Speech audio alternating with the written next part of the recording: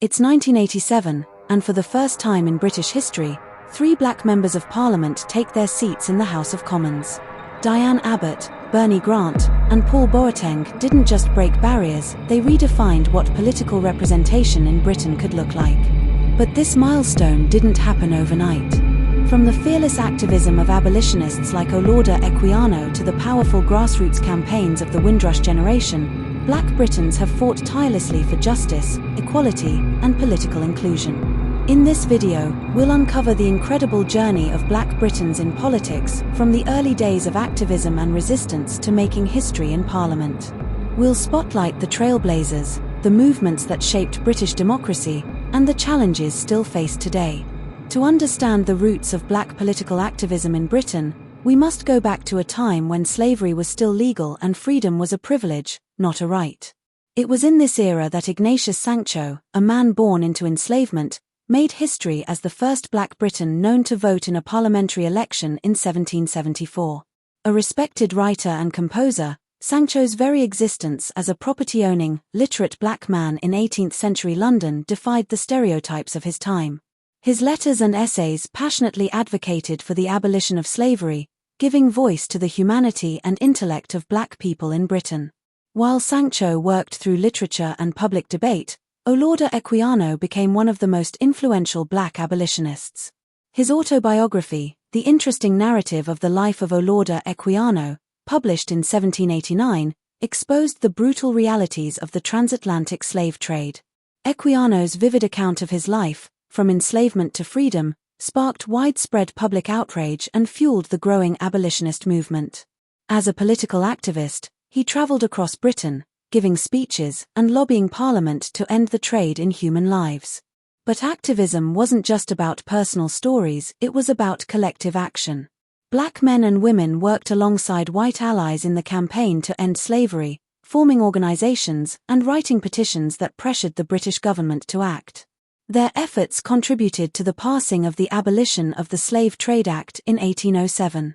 However, political activism didn't stop with the abolition of slavery. The struggle for workers' rights and social justice brought new challenges and new leaders. In the mid-19th century, William Cuffy, the son of a formerly enslaved man from street kits, emerged as a prominent figure in the Chartist movement, which demanded voting rights for working-class men. Known for his eloquence and leadership, Cuffy organized strikes and protests that frightened the political establishment. Despite being arrested and transported to Tasmania for his activism, his legacy as a fierce advocate for democratic reform lives on. These early activists, Sancho, Equiano, and Cuffy, laid the groundwork for future generations. Their courage and determination not only fought systemic oppression but planted the seeds of political change that would eventually transform British society. The aftermath of World War II brought a new wave of Black Britons to the UK. Many came from the Caribbean as part of the Windrush Generation, named after the Empire Windrush ship that arrived in 1948. They answered Britain's call to help rebuild a war-torn nation, filling roles in the NHS, transport, and other vital industries. But despite their contributions, they faced widespread racism, discrimination in housing and employment, and hostility from some sections of British society. In response to these challenges, black communities began to organize. In 1964, the Campaign Against Racial Discrimination, or CARD, was founded to push for stronger laws against racial prejudice. CARD was one of the first nationwide organizations dedicated to fighting racism through political advocacy, public education, and legal reforms. The group lobbied Parliament to pass anti-discrimination legislation, laying the groundwork for the Race Relations Act of 1965, the first law in the UK to address racial inequality.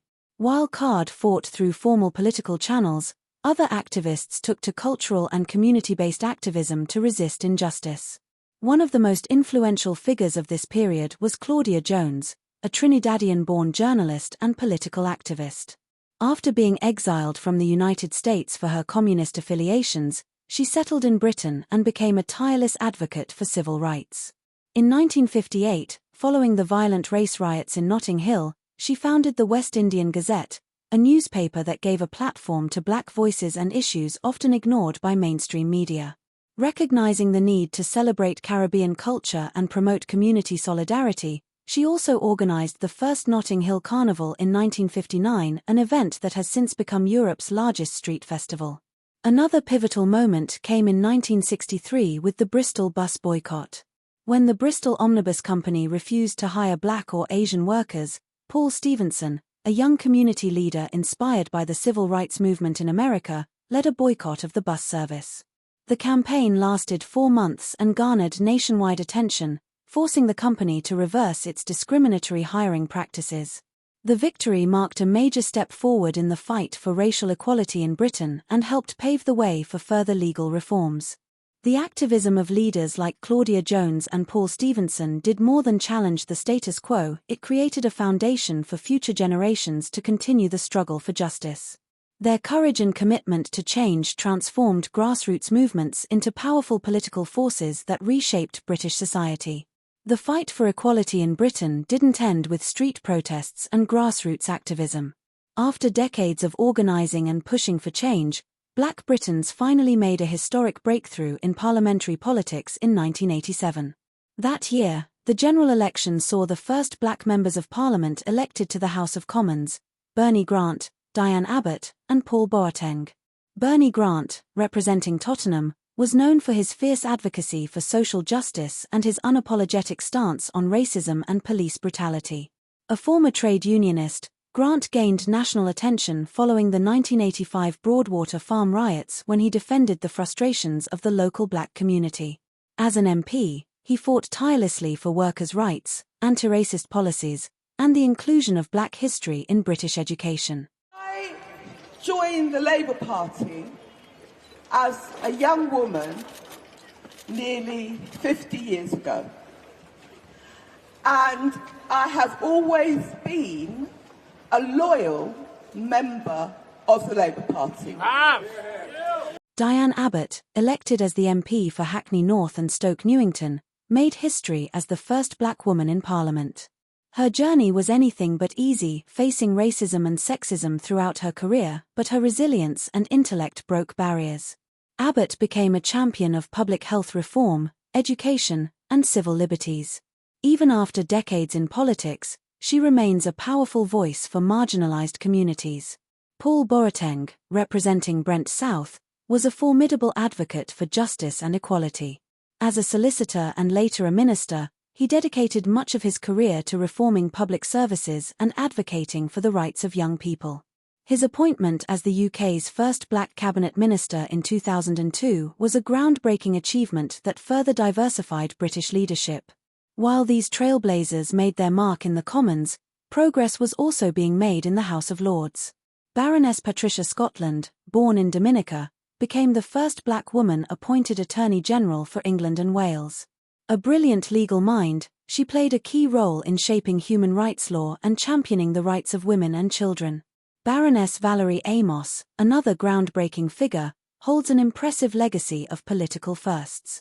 She was the first black woman to lead the House of Lords as Lord President of the Council and the first black Secretary of State for International Development. Later, her leadership extended to global affairs as the United Nations Under-Secretary General for Humanitarian Affairs. Together, these politicians shattered glass ceilings and paved the way for greater representation in British politics. Their contributions not only brought new perspectives into the corridors of power but also inspired a new generation of leaders committed to building a more equitable and inclusive society. Despite the progress made, significant barriers to political participation and representation for Black Britons still remain. Structural racism, unequal access to political networks, and the underrepresentation of black voices in senior leadership roles continue to limit true diversity in government. Black candidates often face disproportionate scrutiny in the media, racist abuse, and systemic obstacles that discourage participation. Even within political parties, unconscious bias and a lack of mentorship opportunities create further challenges. Overcoming these barriers requires not only legislative reforms but a cultural shift that values and promotes inclusivity at all levels of leadership. The journey for fair representation is far from over, but each step forward brings us closer to a more representative democracy.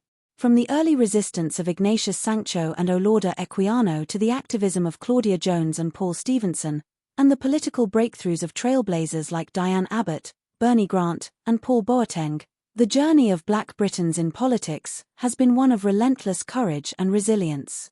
Their contributions have helped shape modern Britain, but the fight for equality and fair representation is far from over. Recognizing this history is vital to understanding the path forward.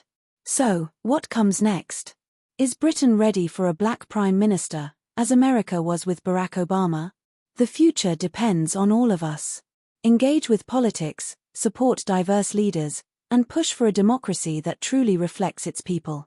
Thank you so much for watching another Fresh K documentary. We're a brand new channel, and your support means the world to us. If you enjoyed this content and want to see more, please like the video and subscribe to our channel. Who would you like us to talk about next? Let us know in the comments below. With that said, goodbye for now.